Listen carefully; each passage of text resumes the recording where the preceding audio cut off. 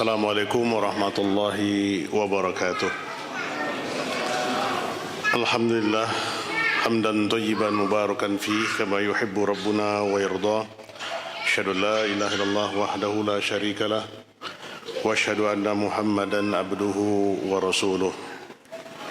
Allahumma salli wa sallim ala nabiyyina wa habibina Muhammadin wa ala alihi wa ashabihi wa man tabi'ahu bi ihsanin ila yaumiddin wa ba'd. Fa inna asdaqal hadithi kitabullah wa khairul huda huda Muhammadin sallallahu alaihi wasallam, syarrul umuri muhdatsatuha fa inna kulla muhdatsatin bid'ah wa kulla bid'atin dalalah wa kulla dalalatin finnar. Ayyuhal ahibbai azillahu wa iyyakum jami'an. Ikhwan dan akhwat kaum muslimin dan muslimat, pemirsa Najia TV yang dimuliakan Allah Subhanahu wa taala. Kembali kita mengucapkan rasa syukur yang sedalam-dalamnya kehadiran Allah Rabbul Izzati wal Jalalah yang masih mencurahkan kepada kita taufik, hidayah, kesehatan dan keselamatan di malam yang mulia ini. Kembali kita berhadir di rumah Allah dalam rangka mengikuti kajian yang rutin kita laksanakan. Salawat dan salam tercurahkan senantiasa kepada kekasih kita, Nabi besar kita Muhammad sallallahu alaihi wasallam, yang dengan risalah belaulah tersampaikan dakwah tauhid kepada dunia ini, sehingga dengannya teranglah yang gelap dan luruslah jalan yang bengkok, sehingga orang-orang yang mengikutinya akan selamat dan orang-orang yang menyelisihinya akan celaka. Maka nikmat di atas nikmat yang kita rasakan adalah di antara sekian banyak manusia hari ini, kita dipilih oleh Allah salah satunya untuk terus sebagai pengemban dakwah Nabi kita yang mulia sallallahu alaihi wasallam.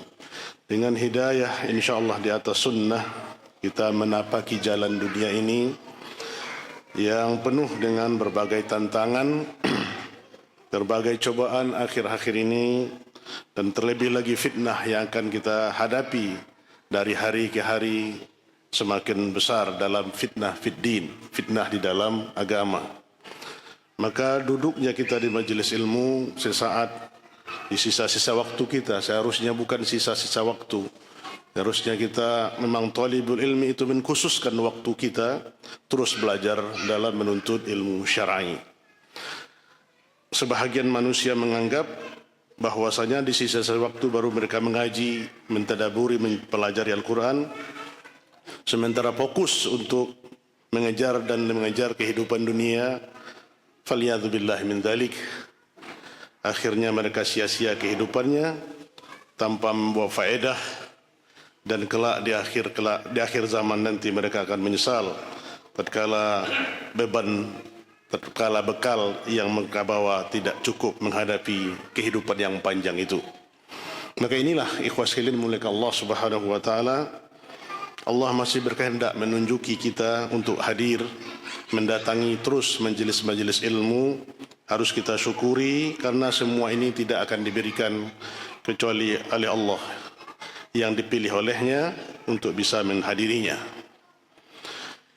Pada kesempatan yang berbahagia ini, kita akan terus melanjutkan pembahasan kita yang kita khususkan di malam ini, yaitu Kutaib yang dikarang oleh guru kita Syekh Abdul Razak bin Abdul Muhsin Al-Badar hafizallahu ta'ala. Beliau menulis kitab kecil ini, yaitu beliau beri nama Min Wasaya As-Salaf Lisyabab. Min Wasaya As-Salaf Lisyabab, di antara wasiat-wasiat salaf kepada para pemuda. Pembahasan ini telah berlalu sampai ke poin ke-6, dan insyaallah di malam ini kita akan lanjutkan di poin yang ke-7, yaitu al-wasiyatu as-sabi'ah, wasiat yang ke-7. Ikhwan yang dimuliakan Allah Subhanahu wa taala, Syekh menuliskan di dalam wasiat yang ke-7 ini dengan ungkapan beliau, wa min wasaya as-salaf rahimahumullahu lisyababi ma jaa an Qabus bin Abi Dhabian qala صلينا يوما خلف أبي ظبيان صلاة الأولى ونحن شباب كلنا من الحي إلا المؤذن فإنه شيخ فلما سلم التفت إلينا ثم جعل يسأل الشباب من أنت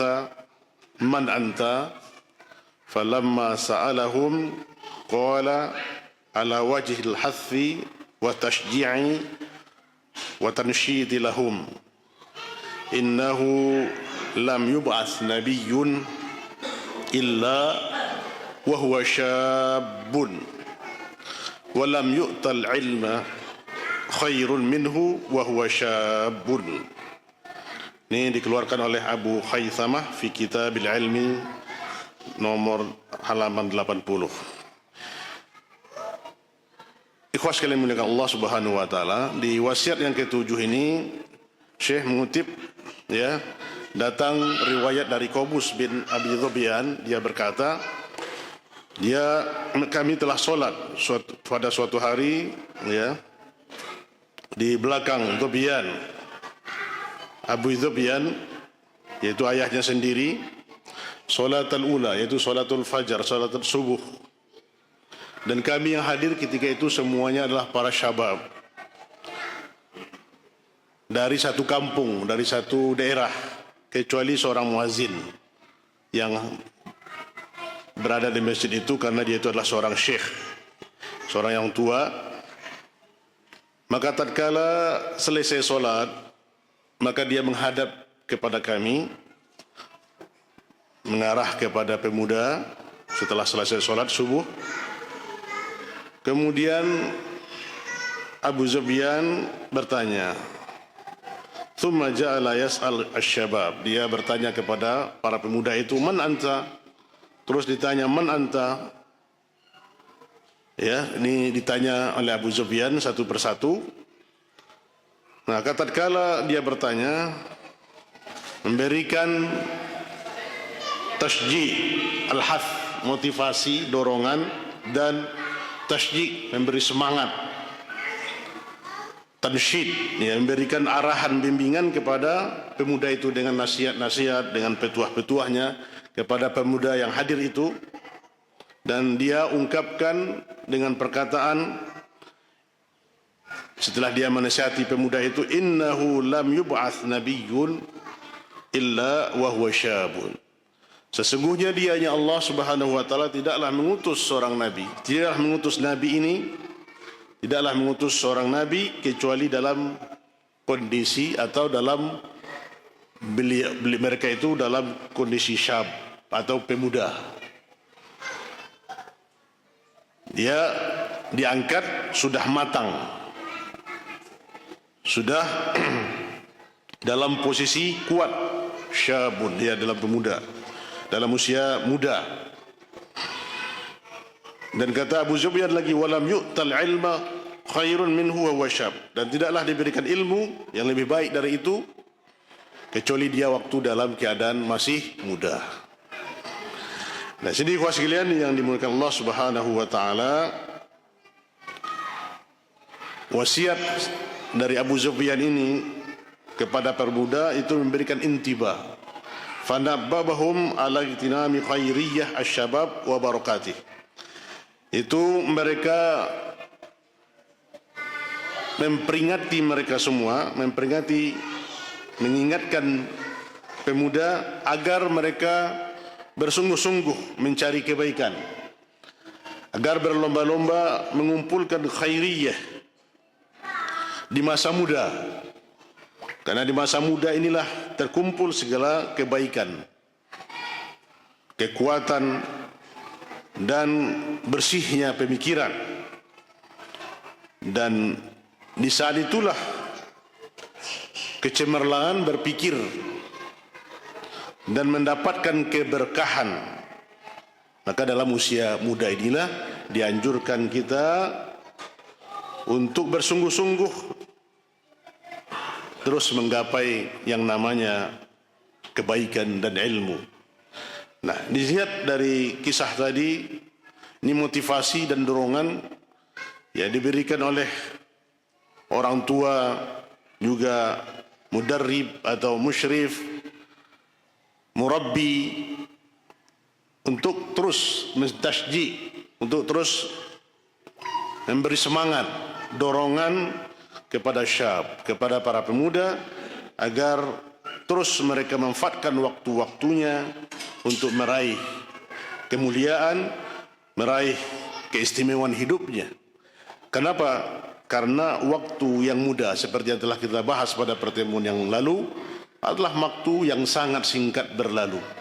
Kalau kita tidak memanfaatkan waktu muda ini, maka kesia-siaan yang akan kita peroleh nantinya.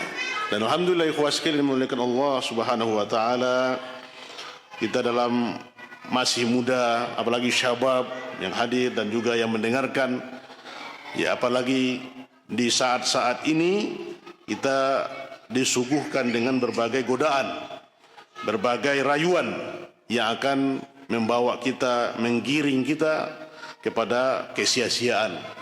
Maka pemuda yang tangguh itu adalah pemuda yang betul-betul memanfaatkan waktu dengan semaksimal mungkin agar hari-hari yang dilaluinya mendapatkan keberkahan. Diatur jadwal, diatur harinya sehingga tidak sia-sia harinya berlalu.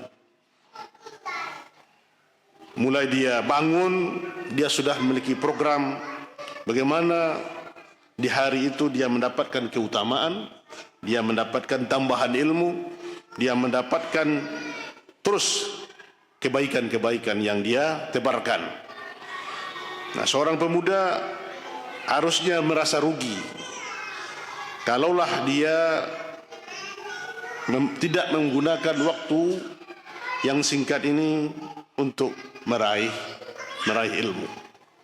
Nah, ini dorongan kepada kita semua dan bagi kita orang tua terus memberikan motivasi, memberikan terus nasihat kepada anak-anak kita, kepada syabab, pemuda, agar berikan penguatan terus untuk terus bersemangat ya, dalam menuntut ilmu agama, menuntut ilmu syar'i.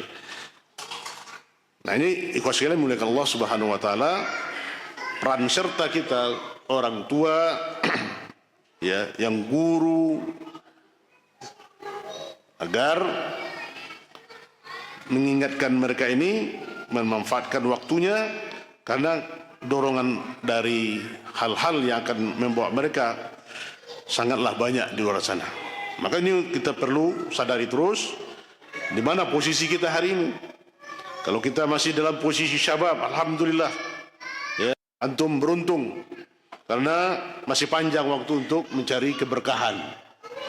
Bagi kita yang sudah melewati umur 40, 45, 50 ya, ini sudah syab yang agak sudah dewasa sempurna, sudah lewat dari masa pemuda, maka kita tidaklah ya menyia-nyiakan waktu yang masih ada ini ya. Kalaulah mungkin masa muda yang berlalu kita telah lewatkan mungkin dengan kesia-siaan, mungkin tidak banyak yang kita peroleh dibanding pemuda yang hari ini mereka mendapat hidayah secepatnya. Baru mari kita kejar, mari kita kejar ketertinggalan itu dengan memperbanyak ilmu, memperbanyak ibadah dan ketaatan kita kepada Allah Subhanahu wa taala. Bagaimana ini memanfaatkan waktu-waktu ini? Mulai kita bangun, kemudian banyakkan waktu kita sibuk, walaupun pekerjaan kita ya, halangan kita di dunia ini semakin banyak, tapi di sela-sela kita mampu memprogramkan semua yang kita lakukan itu betul untuk menolong agama Allah dan menolong diri kita nanti.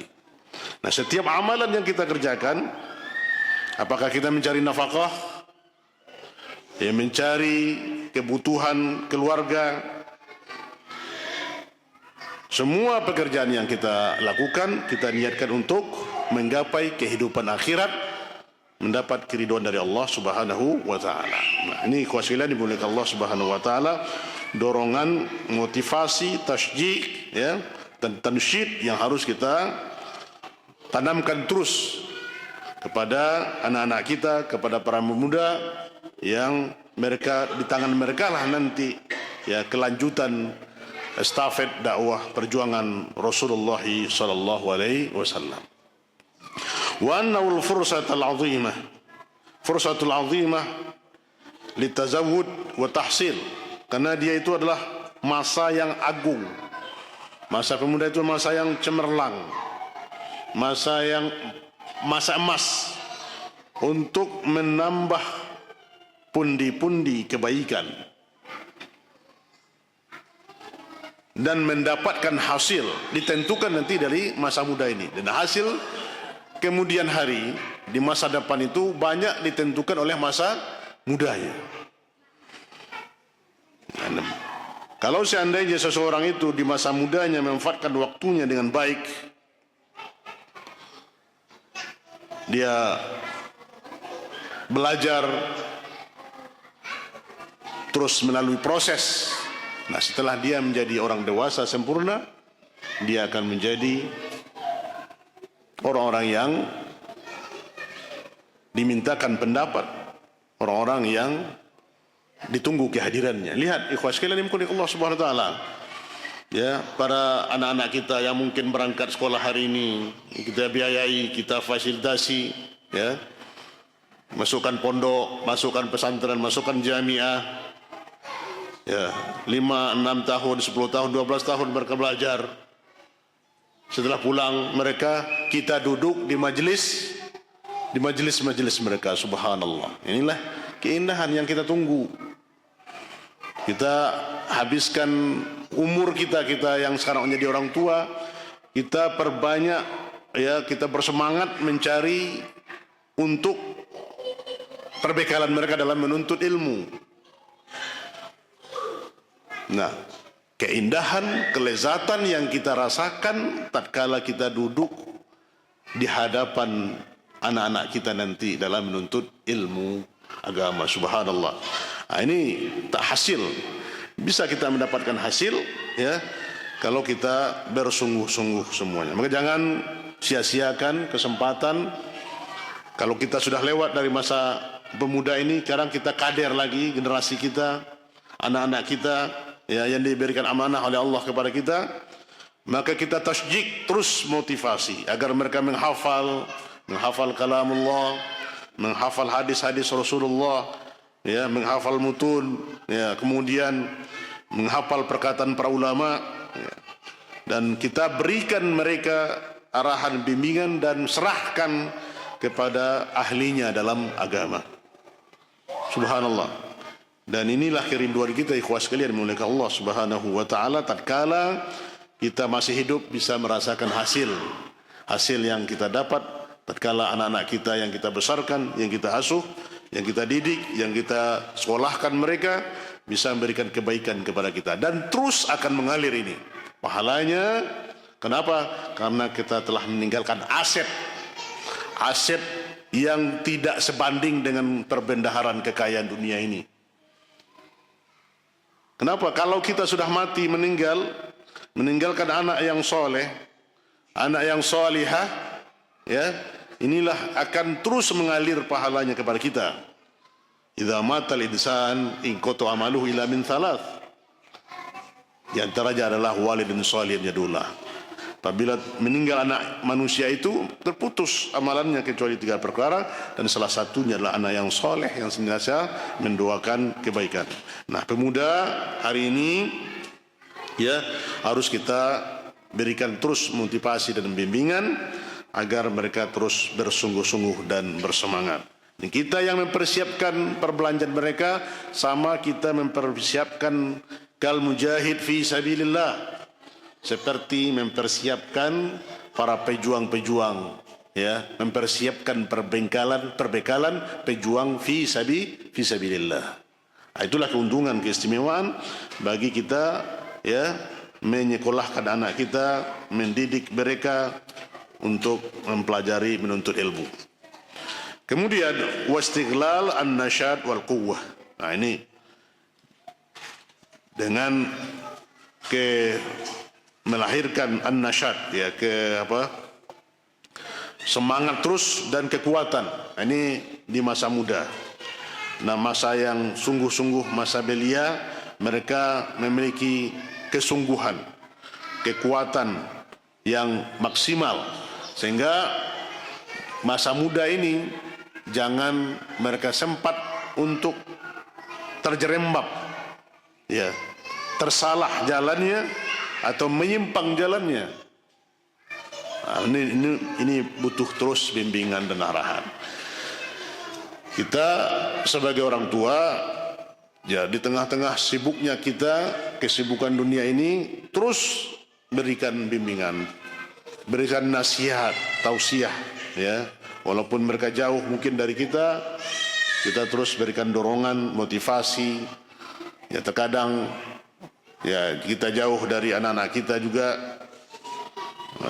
yang sekolah, terus berikan motivasi. Yang bersama kita ingatkan terus mereka agar memanfaatkan waktu-waktu mereka dengan bermanfaat. Nah, ini ikhwas sekalian dimuliakan Allah Subhanahu wa taala, ya, mengutip dari Qabus bin Abi Dhubyan tentang tasyik, ya, dari ayahnya sendiri kepada pemuda yang ketika itu bersamanya. Nah, sekarang kita masuk kepada al-wasiyah ats-tsaminah, wasiat yang ke-8. Marwahu Imam Ahmad fi kitabih Al-Wara' an Abdul Wahhab Ats-Tsaqafi qala kharaja alaina Ayyub As-Sakhtiyani rahimahullah faqala ya ma'syara asy-syababi ihtarifu la tahtajuna an ta'tu abwaba haula wa dzakara man yakrah. Ini kita lihat, ikhwas sekalian dimuliakan Allah, wasiat yang ke-8 Syekh mengutip dari Imam Ahmad, ya, di dalam kitab beliau Al-Wara'. Beliau Imam Ahmad menukil dari Abdul Wahhab Ats-Tsaqafi, ya, dia berkata telah, ya, keluar bersama kami Ayyub, ya, As-Sakhtiyani, maka dia berkata kepada Abdul Wahhab Ats-Tsaqafi dan juga kepada Ayyub, ya, apa perkataan beliau? Ya ma'syarus syabab, wahai para pemuda, ihtarifu, jadilah kalian profesional. Ihtarifu, berlakulah profesional, orang yang ahli, orang yang mumpuni. La tahtajuna an ta'tu abwaba haula, kamu janganlah menjadi ihtiyaj, yaitu orang-orang nanti meminta-minta engkau datang kepada pintu ini, ke rumah ini dan ke rumah itu, atau meminta-minta kepada orang lain, menjadi beban bagi orang lain. Nah, ikhwas sekalian yang dimuliakan Allah, apa yang dimaksud di sini oleh Syekh mengatakan, ai an yakuna lisyabi ma'a tahsilihi lil ilmi, ya, hirfatun yaktasibu biha malan wa rizqan yunfiku bihi ala nafsih. Dan ini anjuran bahwasanya pemuda untuk terus menghasilkan ilmu, terus mendapatkan ilmu, ya, dan berusaha mencari harta juga, memperoleh rezeki, mencari rezeki. Ya, di sini dorongan bahwasanya pemuda harus memiliki semangat dalam menuntut ilmu, tapi juga semangat dalam mencari ma'isah, mencari usaha. Jangan dia nanti beralasan untuk menuntut ilmu dan bermalas-malasan, dan dia bisa menafkahi dirinya sendiri yang lebih baik. Nah, ini yang namanya mandiri, ya. Nah, inilah yang kita anjurkan, seorang pemuda itu dia mampu berusaha sendiri. Maka kewajiban kita, hukum wajib bagi kita menafkahi anak laki-laki itu sampai balik. Kalau dia sudah balik, selesai, tidak wajib. hukumnya, tapi sunnah muakkadah. Kenapa? Karena kita hantarkan dia sampai usia balik. Kalau anak perempuan, hukumnya wajib menafkahi anak perempuan kita sampai dia bersuami. Wajib. Kalau dia tidak bersuami, maka terus wajib kita menafkahinya. Nah, ini berat, beda laki-laki, anak laki-laki dengan anak perempuan. Maka anak laki-laki harus kita bimbing dia supaya terampil, supaya dia bisa menjadi anak-anak yang berdiri di kaki sendiri. Apalagi dia nanti punya tanggung jawab, apalagi berkeluarga dan beristri, tentu ini dia memiliki tanggung jawab yang kuat sebagai kepala keluarga. Nah, maka pemuda, kita nasihatkan diri kita dan kita semua, tidak ada kesempatan kepada antum untuk berleha-leha, bermalas-malasan, tapi jadilah orang-orang yang profesional. Profesional di bidangnya. Kalau kita menuntut ilmu syar'i, profesional di bidangnya. Kita harus mampu dengan ilmu kita itu, kita memberikan kebaikan dan bisa mendatangkan malan. Kalau kita tidak mampu, maka kita harus berusaha, usaha yang kita bisa lakukan untuk kasbul halal, untuk mencari rezeki yang halal. Nah, di sini apa? Dia mampu menafkahi. Maka ini ikhwas sekalian muliakan Allah Subhanahu wa taala. Ya, salah satu program pemerintah kita alhamdulillah itu juga membuka sekolah-sekolah kejuruan, ya. Sekolah SMK. Nah, ini tuh apa? Agar dia tamat SMK itu bisa terampil.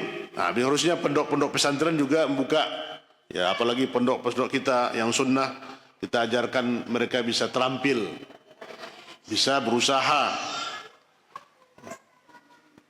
Artinya Pak, alasan menuntut ilmu tidak, ya, menyebabkan mereka tidak mencari rezeki.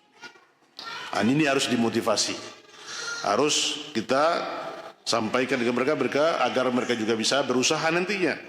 Nah, agar dia yunfiku bihi ala nafsi. Nah, kita lihat ikhwas sekalian muliakan Allah Subhanahu wa taala, wa fi ma ba'da ala ahlihi wa waladihi, nanti kelak, ya, setelah itu, setelah mereka lewat usia muda ini, mereka akan menafkahi keluarganya dan anak-anaknya. Nah, kalau seandainya usia muda dia tidak mampu cekatan, tidak terampil, ya, tidak, ya, sudah sarjana, sudah S1, S2, S3, ya, bawa ijazah selembar ke sana kemari melamar pekerjaan, tidak dapat, akhirnya tidur di rumah. Ya, ini tidak faedah. Sunnah, orang sunnah bukan seperti itu. Kita harus memanfaatkan. Kita dengar itu tausiah dari Ustaz kita, Masya Allah, Kasbul Halal, Ustaz Syafi Reza, bagaimana, ya, mulianya kita, ya, dengan hasil, dengan jerih payah kita sendiri. Para anbiya semuanya berusaha, bekerja, menjadi pengembala domba, pengembala kambing. Nabi Daud, ya, bekerja, tukang besi. Subhanallah. Maka ini contoh kepada kita bahwasanya para anbiya dulu semuanya berusaha mencari nafkah, bukan menjadi beban bagi manusia yang lain, bukan menjadi beban kepada masyarakat. Nah, ini seharusnya kita, ya, para pemuda siap-siap, karena antum nanti memiliki tanggung jawab bahwasanya menafkahi anak orang, menafkahi anak dan istri. Ini tanggung jawab yang besar. Ya, maka harus memiliki skill, ya, profesional yang memiliki keterampilan. Ya. Nah, kalau sudah masa muda itu, ya, umur 25, 27, sudah punya pekerjaan, ya, pekerjaan yang tetap, segera beristri, tidak usah ditunda-tunda, ya, karena masa muda ini tidak tahu kita, seperti yang kemarin kita istilahkan, ya, seperti debu yang menempel di lengan baju. Masa muda itu akan berlalu dan kita tidak akan tahu, ya, kapan kita dipanggil. Maka yang sudah punya pekerjaan tetap, untuk selamat dari fitnah, untuk menjaga iffah, sekira berkeluarga. Jangan ditunggu-tunggu lagi. Ya. Nunggu kapan? Nunggu sampai 30 tahun dulu, umur 30. Ya, maka ini tasyik kepada para pemuda. Ya, antum sudah masih berumur 20, 21. Bahkan kita lihat sudah yang masih kuliah. Ya, ini teman-teman anak dulu itu ya baru umur 20, 21 sudah menikah. Ya akhirnya pas selamat. Ya, dia masih muda, anak sudah besar-besar. Nah, ini dorongan motivasi kepada pemuda. Nah, maka untuk itu tanggung jawab ya kepada antum semua untuk menjadi orang yang profesional di bidangnya. Satu keahlian saja dimiliki sudah cukup untuk bisa mencari ma'isyah yang halal. Kita jangan jadi beban bagi orang lain dengan pekerjaan, apalagi di negeri kita ini. Tidak ada sebetulnya di negara kita ini yang miskin, apalagi di kampung kita ini. Ya, di kampung kita ini kalau ada yang kelaparan, ini masih kita karena ada semua yang bisa menjadikan uang. Kita kumpulkan, cari pakis ya, cari pakis itu ke tepi-tepi sungai, dijual ke pasar. Subhanallah, dapat uang hasil halal. Cari ke dekat perusahaan-perusahaan itu, kangkung itu ya diikat kemudian di pasar. Ini kita lihat. Kalau dulu dipuji oleh Rasulullah seorang pemuda yang datang-datang minta-minta, dikasih oleh Rasulullah kapak, pergi mencari kayu bakar, kemudian ya jual kayu bakar itu, ini lebih baik dari kamu minta-minta, peras keringatmu itu lebih halal ya daripada kita meminta-minta. Maka ini motivasi kita para pemuda agar bekerja bisa menghasilkan. Ya. Wa alla yakunu alatan alal akharin. Jangan kamu nanti menjadi alah. Alah itu beban bagi orang lain. Ya. Jadi beban masyarakat. Ya, apalagi menjadi menjadi tukang pakang. Tukang pakang. Jadi menjadi preman, jadi sampah masyarakat, ya. Ini banyak kita ikhwanillah, apalagi kita maaf ya Afwan. Kalau kita orang Minangkabau ini kerja sedikit, yang penting uang banyak. Ya, kalau bisa diakali lagi, ya kan? Maka terkadang banyak main akal sehingga halal haram tidak diperhitungkan. Nah, kalau di suku-suku lain, masya Allah telaten bekerja, ya, kerja banting. Ini yang harus kita. Nah, kalau kita menakal silahkan cerdas, menjadi cerdas menghasilkan. Ya. Apalagi terbuka zaman sekarang menulis, ya, syabab yang antum menulis 1 lembar 2 lembar bisa dihasilkan, dicetak, dihargai tulisannya, masya Allah. Ya, apalagi nanti naik cetak, kemudian terbit menjadi buku, menjadi kutaib, ya dapat royalti. Ini subhanallah, tulisan-tulisan sekarang sangat mudah untuk menghasilkan uang.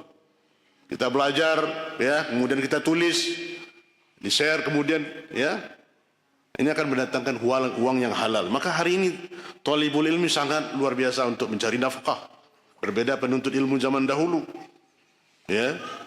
Nah, ini tapi tinggal semangat untuk betul-betul mumarosah, betul-betul kita ya bisa menghasilkan. Jangan jadi peminta-minta, jangan jadi beban bagi orang lain, atau terus menjadi beban orang tua.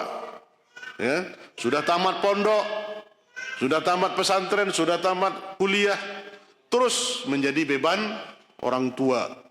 Seharusnya dia sudah membantu orang tua, sudah memberikan kontribusi, ya, karena orang tua yang sudah ya membantu berjuang, jangan jadi beban lagi. Ya. Hatta la yahtaju idza kabura an yadhhaba ila fulan au ila fulan li talibil muawanah wal musa'adah. Ini ikhwas sekalian dimurka Allah. Sehingga tidak mengharuskan nanti apabila dia sudah menjadi besar, nanti sudah menjadi tua, ya, pergi ke sianu, ya, untuk apa? Untuk mengharapkan bantuan, ya, untuk mengharapkan pinjaman. Nah, ini Kadang kita ini sangat mudah, ikhwas sekalian mulia Allah Subhanahu wa taala, ya, minta-minta. Maka Ustaz kita rahimahullah tegaskan itu. Kita tidak boleh minta-minta. Ustaz Yazid rahimahullah. Tidak boleh minta-minta, hatta meminta pena saja kita tidak boleh sama orang lain. Minta diambilkan minuman tidak boleh. Haram hukumnya minta-minta. Harus kita mandiri. Apalagi mendatangi pintu ke rumah itu untuk minta tolong, ya, pinjaman. Ya, setelah dipinjamkan nanti setelah itu apa jawaban diminta, ditagih oleh kawannya, afwan akhi, afwan, ya. Sampai kapan afwannya? Ya, nah ini sudah dapat pinjaman, seolah-olah tidak sadar lagi uangnya dia meminjam. Orang yang dipinjamkan itu pasti ingat, ya, pasti ingat pinjaman yang diberikan. Tapi orang yang minjam ini seolah-olah orang yang dipinjam itu lupa, ya. Nah, ini. Nah, utang itu nanti kama tadi nutudan, ya, kamu berutang itu nanti kamu akan membayar utang. Nah, kalau tidak dibayar utang di dunia, di akhirat diminta. Faliyadzubillah. Maka hati-hati kita dengan hutang piutang ini, harus kita selesaikan di dunia ini. Nah, untuk itu ikhwas sekalian Allah dan permudah terkhusus, ya, agar kita menjadi orang-orang yang profesional, orang-orang yang ahli satu bidang yang bisa kita menghasilkan uang, menghasilkan harta dengan itu. Sehingga kita nanti sudah besar, sudah berkeluarga, tidak jadi beban orang lain. Yang penting kita berusaha terus. Rezeki itu di tangan Allah. Tidak mungkin kita, karena kekayaan rezeki itu sudah dibagi-bagi oleh Allah Subhanahu wa taala. Tergantung dengan, ya, kadarnya. Tapi kita yang namanya manusia wajib berusaha. Apa yang ditentukan oleh Allah itulah rezeki kepada kita, ya, yang kita harus syukuri. Yang penting tersambung terus kehidupan kita ini, dan kita tidak menjadi peminta-minta atau menjadi beban bagi orang lain, ya. Wa barakar rizki wa anfa'uhu wa atyabu makana min kasbil yad. Nah, ini kata Syekh di ujung ini, sebaik-baik rezeki itu adalah yang bermanfaat dan paling baik, yaitu min kasbil yad, yaitu dari hasil tangan sendiri, ya, dari hasil usaha sendiri. Itu yang paling anfa, yang paling atyab, yang paling berkah, ya, kalau kita berusaha dengan tangan sendiri. Artinya kita menutupi nafkah, ya, kehidupan kita ini, ya, dengan hasil usaha kita dan terus bekerja, ya, untuk memenuhi kehidupan kita.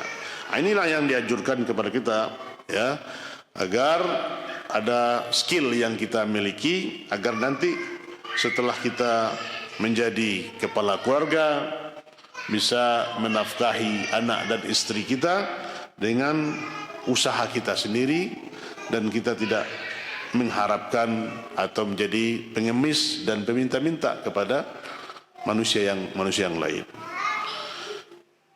Kenapa ikhwas sekalian mulia Allah Subhanahu wa taala, ya? Ada pula hari ini kita lihat, ya, membudayakan mengemis, ya. Ini heran kita ikhwas sekalian, ya. Budaya mengemis, meminta-minta. Hari ini dilatih. Anak-anak muda dilatih untuk mengemis. Padahal negara ini dulu bukan dengan mengemis, tapi dengan darah air mata negara ini diperjuangkan oleh para pahlawan bangsa ini. Sekarang kita berjalan, ya, jarak 1 meter, jarak 10 meter. Allah, ini 2 tahun 3 tahun terakhir ini menjadi bangsa pengemis. Lalu kita mau bikin event perayaan, silahkan cari sendiri usahanya. Lebih bagus adalah kita menyumbang untuk orang lain. Ini dilatih mahasiswa lagi, insyaallah. Mahasiswa, ya, berdiri di depan jalan minta uang. Itu mengemis. Budaya Islam tidak boleh minta-minta untuk itu. Kita bawa kilas balik negara ini. Tidak pernah para pahlawan bangsa itu mengemis ke Belanda untuk minta kemerdekaan. Nah, sekarang nilai-nilai itu sudah dirusak dengan ini. Harusnya ditertibkan ini, ya. Kepada para pemangku kekuasaan dilarang untuk mengemis-ngemis untuk memperingati hari kemerdekaan. Harusnya begitu. Disuruh pemuda itu kumpul sampah-sampah atau apa namanya itu, botol-botol itu dikumpulkan dijual. Nah, itu lebih baik daripada meminta-minta di tengah jalan. Nah, ini yang akan memimpin negara ini 10-20 tahun yang akan datang. Coba kita bayangkan ikhwan sekalian ya Allah, bagaimana nasib ini ya. Maka ibda kita harus didik anak-anak kita ini jangan menjadi peminta-minta. Jangan ajarkan anak kita ini, kita islatkan lagi, jangan sediakan tabungan di rumah untuk anak-anak kita. Ya. Karena nabung, budaya menabung. Kalau budaya menabung dibudayakan kepada anak kita menjadi pelit, menjadi bakhil. Gimana Pak? Coba antum bayangkan. Punya anak 3 orang di rumah, 1 orang punya tabungan, ya. Yang besar, yang menengah, yang kecil punya tabungan sendiri, kemudian dilatih untuk menabung. Ya. Sebulan depan dia itu akan menjadi pelit. Tabungan dia itu tidak boleh disentuh oleh abangnya. Coba kalau dipegang oleh abangnya. Hatta orang tuanya megang tabungannya pasti marah dia. Apalagi orang tuanya mengambil tabungan itu dipinjam, pasti menongkol anak itu. Nah, ini akan menanamkan nilai-nilai yang tidak baik. Nah, ini ya jadi mental-mental yang apa? Bakhil, pelit. Nah, dia sibuk dengan diri. Tapi yang harusnya apa? Ajarkan anak kita itu gemar menjadi dermawan. Ya. Kita kasih belanja anak kita 10.000 berangkat ke sekolah. Nak, 10.000 belanja. Nanti kamu ajak temanmu yang lain yang tidak punya uang, traktir makannya. Ya. Pulang dia ke rumah nanti ditanya, uangmu tadi berapa? Siapa yang diajak makan dengan itu? Kasih. Nah, itu akan melahirkan mental-mental dermawan, mendidik dia sudah menjadi anak yang dermawan. Jadi besar dia nanti, jadi besar dia suka memberi, berinfak, ya, membantu, suka mentraktir. Nah, kalau kita lihat budaya-budaya di Timur Tengah itu orang berebut Pak ya, ikhwan sekalian, berkelahi dia untuk membayar. Kalau kita terbalik enggak ya. Nah, kalau giliran membayar keluar satu-satu. Nah, tinggal lagi nanti siapa yang biasa membayar. Nah, ini harusnya kita budayakan kepada anak-anak kita agar gemar dia bersedekah. Tanamkan kepada anak-anak kita ini agar jangan melewati nanti ada kota-kota infak. Masukkan 1.000, 2.000 rupiah ke recel. Ada orang minta-minta kita sedekah. Ini melatih generasi muda ini untuk menjadi anak-anak yang dermawan. Ini rezeki yang halal, rezeki yang baik yang harus kita tanamkan kepada anak-anak kita. Nah, ikhwan sekalian dimuliakan Allah Subhanahu wa taala, ini yang wasiat yang ke-8 ini agar kita menjadi orang-orang yang profesional. Ya ma'syarus syabab, wahai para pemuda, ihtarifu, bekerjalah, menjadi profesionallah kamu, jangan kamu menjadi tahtaj, orang-orang yang minta-minta, mendatangi pintu atau mendatangi si fulan, ya, dan menjadi orang yang menjadi beban masyarakat kita. Faliyadzubillah min dzalik. Ikhwati ahibba'i lakum jami'an, kita lanjutkan untuk poin yang ke-9, wa al-wasiyatu at-tasi'ah. Ya, Syekh Abdul Razak menulis dengan wasiatnya ini. Wa min jumlati wasaya as-salaf lisyabab ma jaa an Ja'far qala kana Thabit al-Bunani rahimahullah yakhruju ilaina wa qad jalasna fil qiblah fayaqul ya ma'ashira asy-syababi hiltum baini wa baina rabbi an asjuda lah wa kana qad hubbibat ilaihi as-shalah. Ini rawahu Abu Nuaim di dalam kitab Hilyatul Auliya. Di antara nasihat salaf kepada para pemuda adalah apa yang datang dari Ja'far. Dia berkata adalah Thabit al-Bunani rahimahullah, dia keluar menjumpai kami dan kami duduk ya di kiblat di daerah masjid. Kemudian dia berkata, ya, Thabit Al-Bunani mengatakan, ya ma'asyiras syababi, wahai para pemuda, hiltum baini wa baina rabbi an nasjuda, halalkan bagi saya antara saya dan Allah saya untuk sujud. Apa maksudnya itu? Hiltum baini wa baina rabbi an asjudalah. Dan adalah dia dicintai baginya solat. Ubibat ilahi solah. Di sini lihat dijelaskan oleh Syekh, maksudnya adalah yushiru rahimahullah ila anna ba'du syabab alladzina yaltakuna wa yajtami'una fil masjid wa yastaghilluna fursata liqa'ihim bi asdiqaihim fil masjid bil ahadithi al janibiyyah.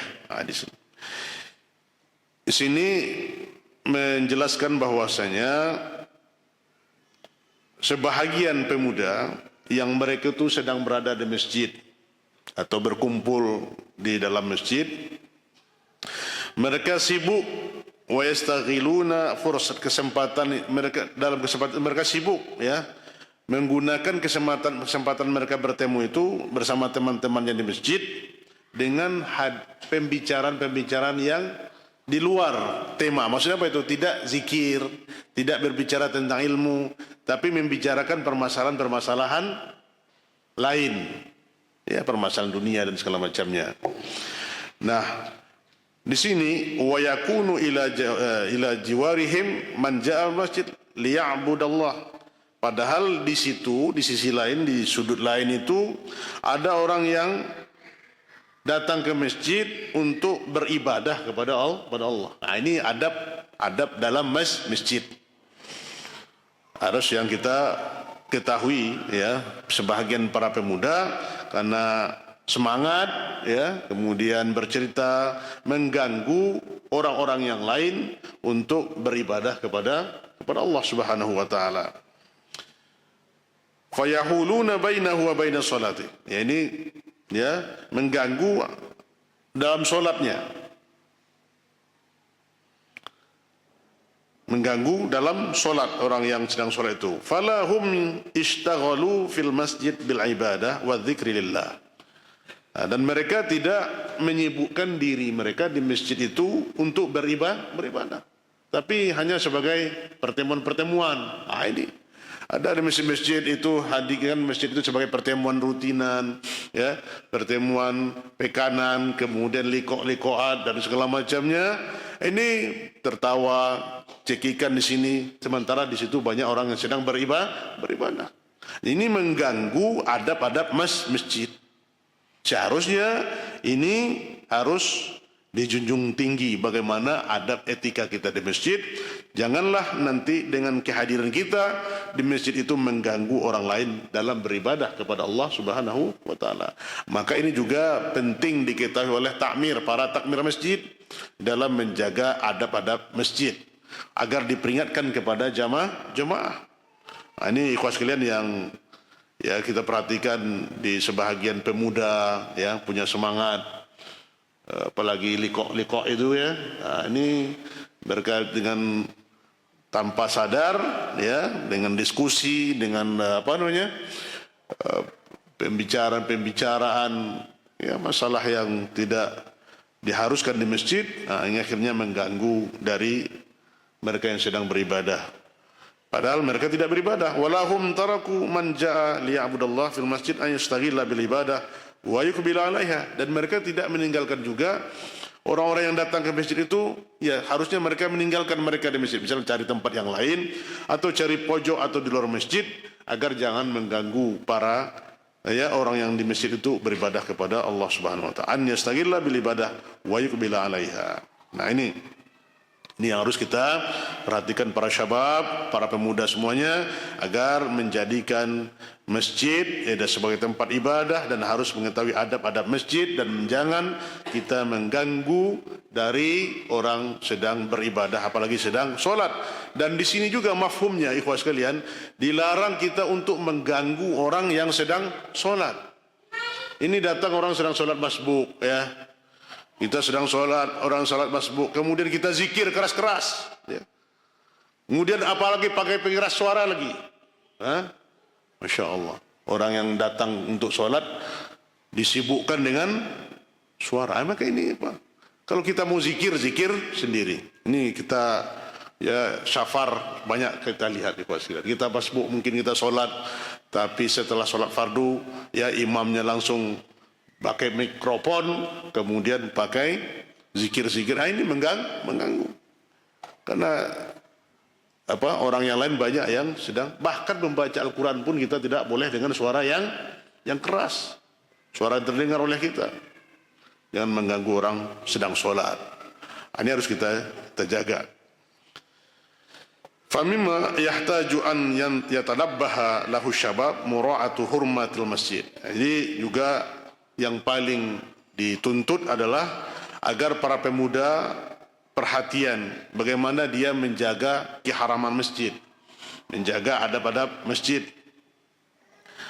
Ya, harusnya pemuda itu tampil ya sebagai penjaga masjid, melayani masjid. Apalagi pemuda yang alhamdulillah anda baca itu, anda lihat ada sebuah masjid di Bandung, masjid pemuda ya. Para penitiannya pemuda semua, menyediakan apa? Tempat tamu, menyediakan tempat musafir, ya, disediakan bantal dan kasur bagi musafir. Jangan ini setelah sholat isya masjid dikunci, ya. Ada orang yang sholat zikir suruh dikunci, suruh cepat Pak berzikir supaya masjid dikunci. Faliyadzubillah. Harusnya masjid itu dijadikan tempat tenang, nyaman, khusyuk, ya. Nih ikhwas sekalian ya, alhamdulillah ada masjid yang sudah nyaman. Harus kita cek itu. Masjid sebagai tempat pelarian, ya, seperti yang kita kisahkan sering. Zaman ini masjid itu harus menjadi tempat pelarian. Ada kita bertengkar di rumah, larinya kemana? Harusnya larinya ke masjid. Ya kalau lari ke masjid tenang, senang Pak, adem pikiran kita, zikir Quran. Tapi kalau tidak masjid dikunci, kemana larinya? Dia bertengkar dengan istrinya, masjid dikunci, tentu pergi ke warung kopi. Ya. Itu masih bagus warung kopi. Ya. Pergi ke warung yang entah berantah itu, dapat lagi teman yang cari curhat, habis.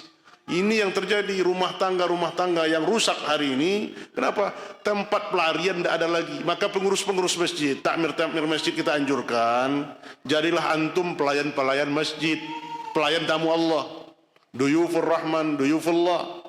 Pengurus masjid itu tamu, diberi amanah untuk melayani, ya.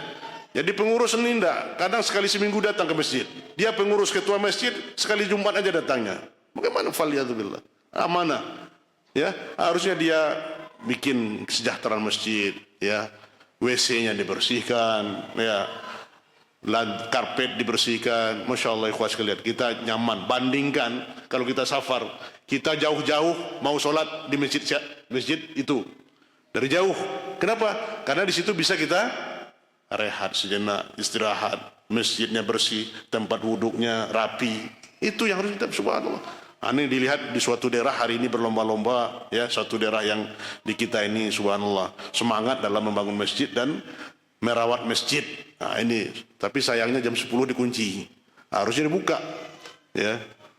Ini ikhwas sekalian, kepada antum yang diamanahi takmir masjid, ya, jadikan masjid itu sebagai ladang amal untuk menjaga, ya, dan menjadi pelayan tamu Allah. Orang yang datang, setiap yang datang ke masjid, antum layani dengan baik, antum dapat faedah, dapat keutamaan.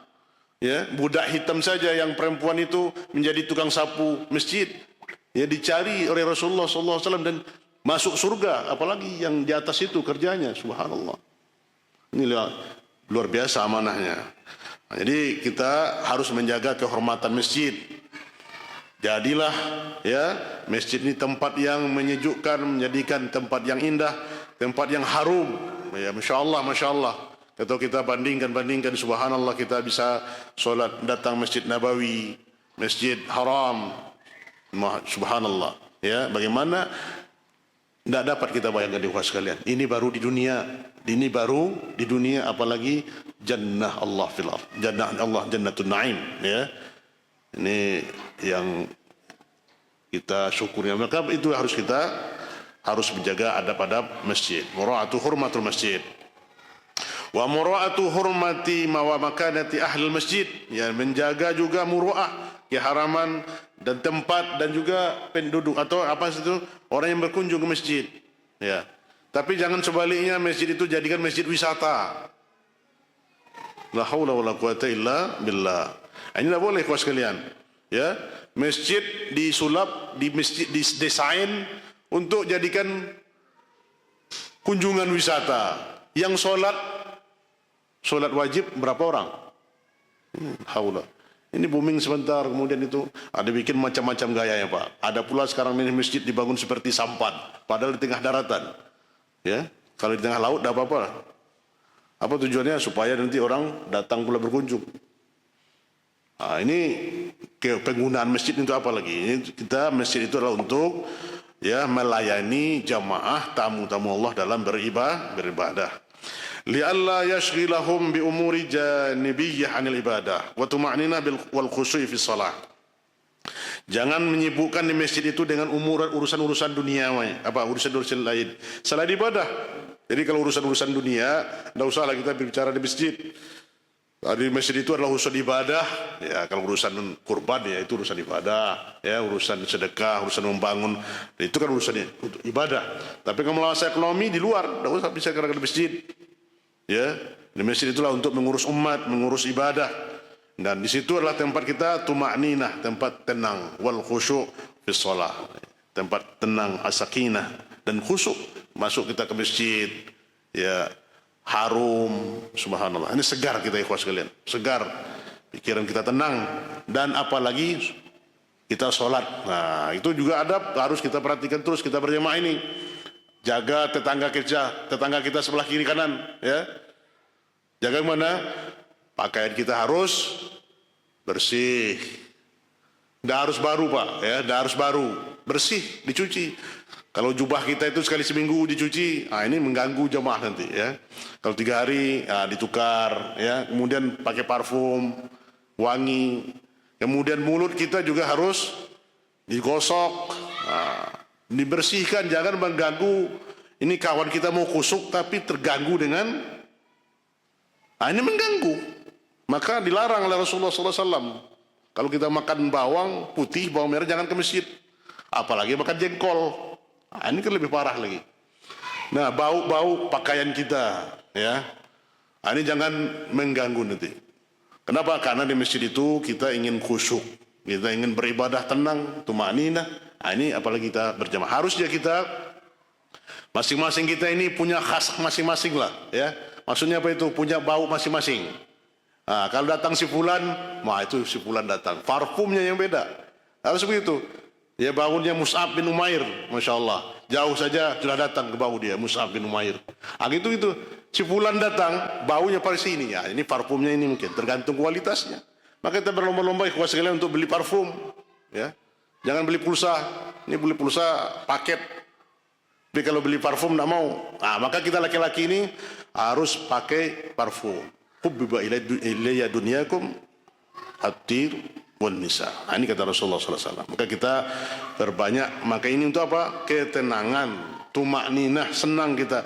Jadi sesama jamaah kita merasa nyaman. Ya, kita ke masjid itu sudah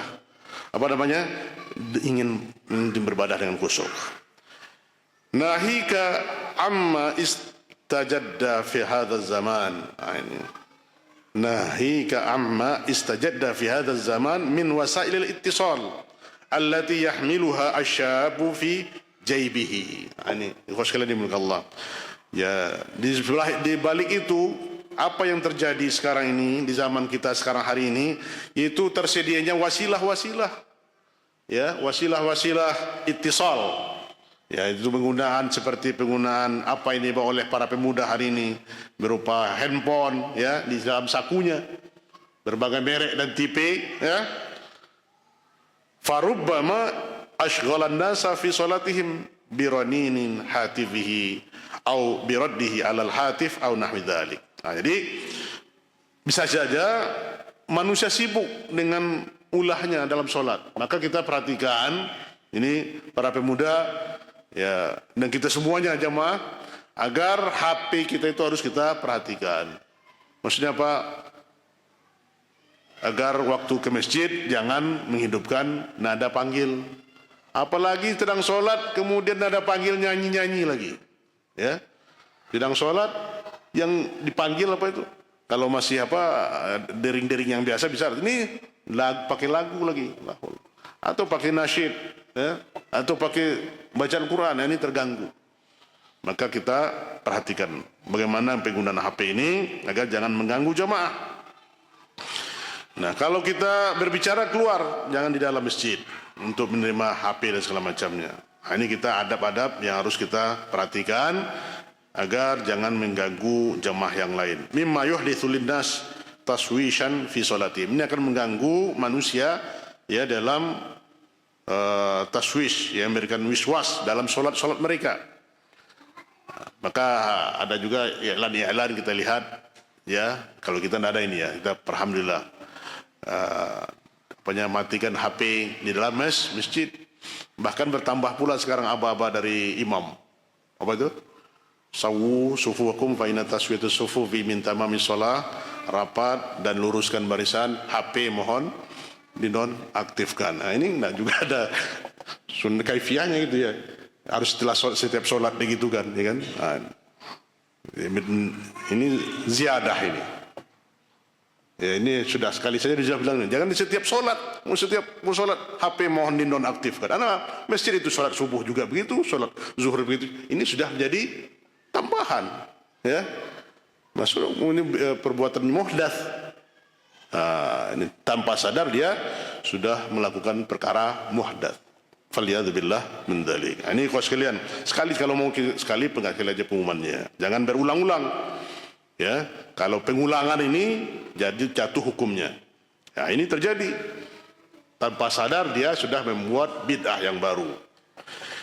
Mimma yuhditsu linnas taswisan. Jadi jangan membuat wiswas dalam salat. Wa adamar rohah wa tuma'ninah, dan tidak datangnya ke rohah, ya, istirahat dan ketenangan bagi jamaah. Ini perhatian kepada kita semua, pada jamaah, para pemuda, orang tua semua. Mari kita jaga hurmah al-masajid, kehormatan masjid, ya. Kita gunakan masjid sebagai tempat ibadah, ya, dan menjadikan tempat kita tuma'ninah, khusyuk, dan menjadikan tenang batin kita. Maka jadikanlah masjid-masjid tempat pelarian kita, tempat pelarian kita untuk mencari ketenangan. InsyaAllah sebar apapun ikhwas sekalian ujian kita, permasalahan kita, ya, yang kita hadapi di luar, pergi kita masjid, rasakan sakinah, tuma'ninah, kan ketenangan. Nah, ini yang harus kita cari. Jangan cari yang lain, ya. Kalau antum cari yang lain, rusak jadinya. Tidak satu masalah timbul, bahkan 100.000 masalah kan timbul. Kenapa? Kalau kita kadukan masalah kita kepada Allah, Allah lah yang bikin masalah itu, dan Allah lah yang akan menyelesaikan permasalahan kita. Tenang kita. Nah, dan seperti yang terjadi juga dengan menantunya Rasulullah SAW, saudaranya Rasulullah, sepupunya Rasulullah dan menantunya, ya. Di zaman Nabi, menantunya dan saudaranya ini juga sepupunya bertengkar dengan istrinya Fatimah, pergi ke masjid, ya, masjid, dan tidur menempel tanah di pipinya, ditemui oleh Rasulullah. Kum ya Aba Turab, bangkit wahai Abu Turab. Inilah kunyah yang disenangi oleh oleh Ali bin Abi Thalib, kunyah yang dijuluki oleh Rasulullah SAW. Nah, begini kawan sekalian, itu yang harus kita lakukan terus. Bagaimana masjid dijadikan tempat yang teduh, tempat yang nyaman. Kita sebagai pengurus masjid, takmir masjid, dan semua harus kita manfaatkan amanah ini untuk menjadi pelayan tamu-tamu Allah Subhanahu wa taala. Dan para pemuda, hati-hati dengan penggunaan fasilitas handphone dan segala macamnya, berbicara mengganggu orang di dalam solat mereka, apalagi di masjid, dengan perbuatan yang tidak bermanfaat dan berfaedah. Wallahu ta'ala alam. Mungkin itu dah bahasan kita di kesempatan hari ini, malam ini. 3 pembahasan tadi wasiat yang disampaikan oleh Syekh Abdul Razak Hafizullah Ta'ala. Semoga menambah wasahat kita dan menambah ilmu kita dan bermanfaat kepada kita semua. InsyaAllah kita akan lanjutkan pada pertemuan selanjutnya dengan wasiat-wasiat yang lain. Semoga menjadi faedah kepada kita semua dan khususnya ini sendiri. Nah, tempatan waktu kita cukupkan dengan demikian. Kita cukup dengan khatam majelis. Subhanakallahumma wa bihamdika asyhadu an la ilaha illa anta astaghfiruka wa atubu ilaik. Wabillahi taufiq wal hidayah. Wassalamualaikum warahmatullahi wabarakatuh.